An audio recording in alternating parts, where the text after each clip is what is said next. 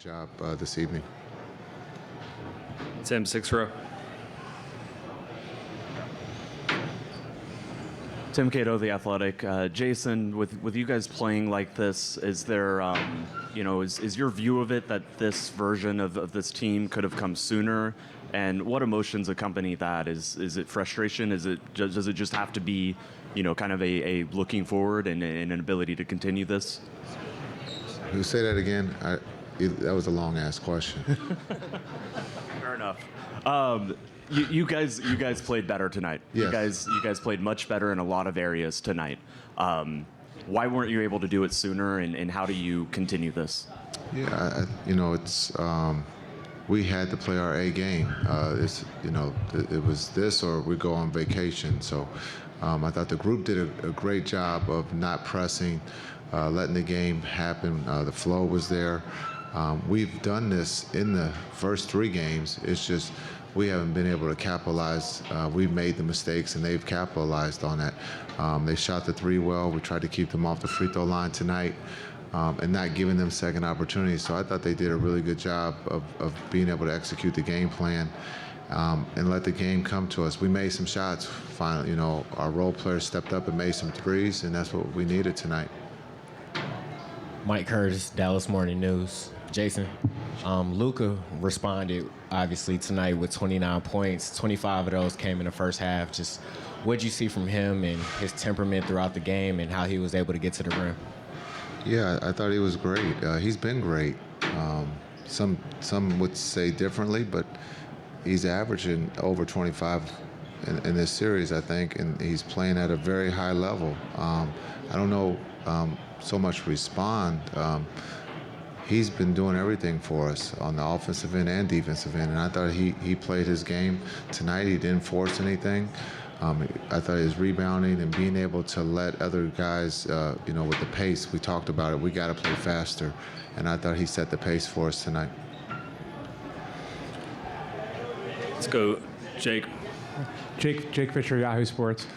The 2 big lineup with Derek and Maxey, and then Josh Green in with Kai and Luka. What about that group tonight do you think was so effective on both sides of the floor? Yeah, I thought they were great. It was carryover from Game 3. I thought the energy group there that ended in Game 3, that fourth quarter, I thought that group energy and pace on both ends. Defensively, we got stops, and then offensively, we got into the paint where we could capitalize.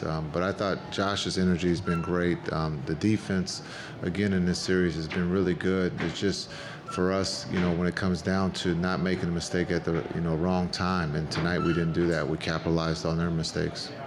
Front row, Tim. Tim McMahon, ESPN. Luka vowed that he wasn't going to be distracted by discussions with the officials and followed through on that a lot like he did Game 5 versus OKC. How do you think his demeanor and his focus set a tone? I thought it was great.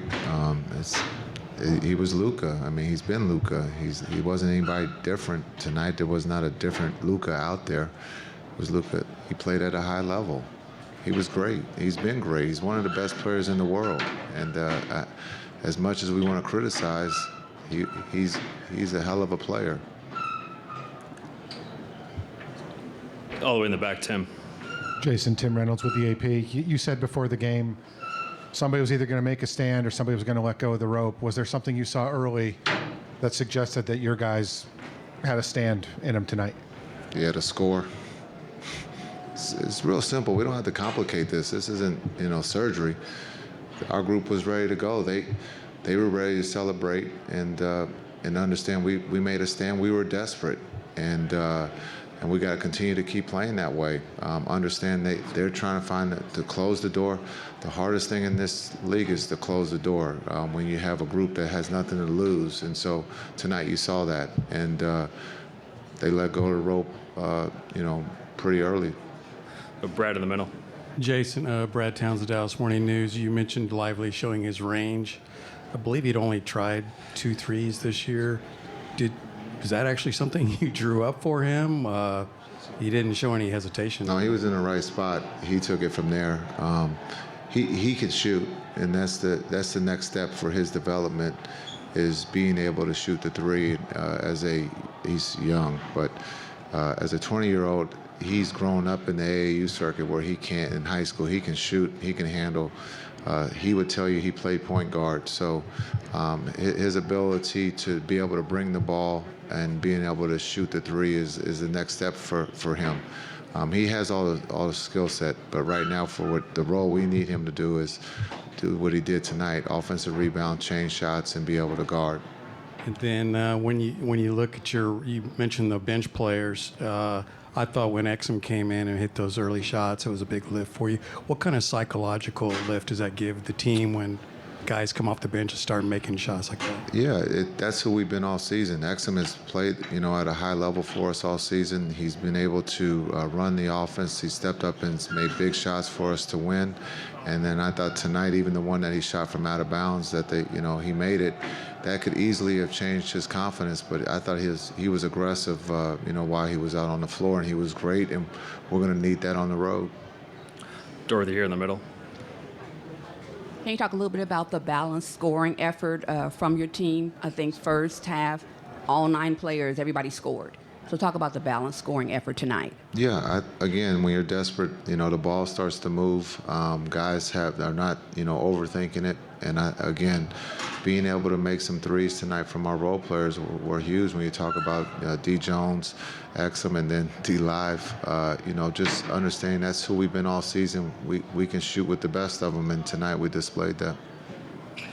Dave here on the left. Jason, Dave McMahon with ESPN. How did desperation and urgency factor into your guys' overall performance tonight, especially defensively with 3 steals from Luka, chasing down, intercepting steal after missing a long shot, and how do you carry that over to Boston?